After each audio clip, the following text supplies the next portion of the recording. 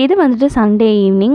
அன்றைக்கி வந்துட்டு ஆஃப்டர்நூனே நான் அம்மா வீட்டுக்கு போயிட்டேன். பிகாஸ் அன்றைக்கி ஈவினிங் வந்துட்டு தம்பியோட ஒய்ஃப்க்கு 9th month baby shower. So சின்ன சின்ன கிளிப்ஸ் அண்ட் ஃபோட்டோஸ் மட்டும் தான் ஆட் பண்ணியிருக்கேன். பெருசாக எதுவும் vlog எடுக்க முடியல அன்றைக்கி பிஸியாக இருந்ததுனால. நைட் இது எல்லாமே முடிச்சுட்டு வீட்டுக்கு வரவே வந்துட்டு 11:30 கிட்ட ஆனதுனால பெருசாக வந்துட்டு காலையில் சீக்கிரமாக எழுந்து லஞ்ச் கட்டுற ஒர்க்லாம் எதுவும் இல்லை. ஹஸ்பண்ட் வந்து லஞ்ச் வெளியே பார்த்துக்கிறேன்னு சொல்லிட்டாங்க.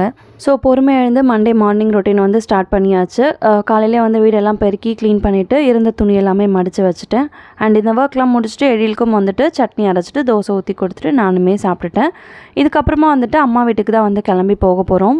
ஸோ அதுக்காக வந்துட்டு அவனுக்கு தேவையான திங்ஸ் எல்லாமே நான் என்னோடய பேக்கில் எடுத்து வச்சுட்டு இருந்தேன். அதை பார்த்துட்டு அவனுமே வந்துட்டு ஒரு கட்டப்பை எடுத்து அவனோட திங்ஸ் எல்லாமே அவனோட பொம்மை எல்லாத்தையும் வச்சுட்டு இருந்தான்.